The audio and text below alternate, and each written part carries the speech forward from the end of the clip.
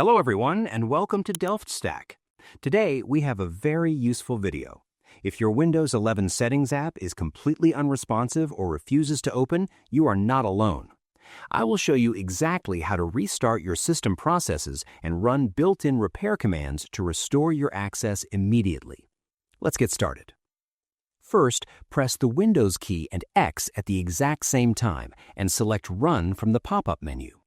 Type exactly ms-settings: into the box and press Enter to see if the app will force itself open.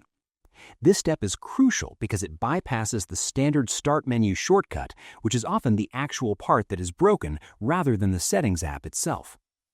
If the app still refuses to open using this direct command, simply close the Run dialog and proceed to restart your core system processes in the next step.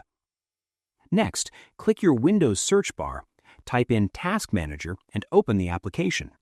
Use the search bar at the very top of the Task Manager window to type in Explorer.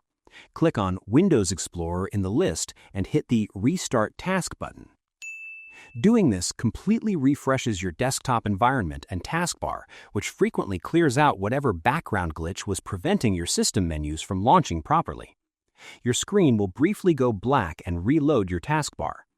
If you don't see the search bar in Task Manager, simply scroll down the Processes list until you find Windows Explorer manually. Finally, click your Windows search bar again, type in CMD or Command Prompt, right-click the result, and select Run as Administrator. Type the command exactly as sfc/scannow and press Enter to begin the system scan.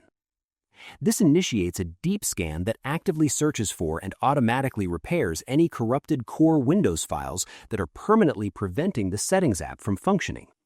Once the scan reaches 100% and finishes repairing the problems, completely restart your computer before trying to open the Settings app again. I hope you found this guide helpful.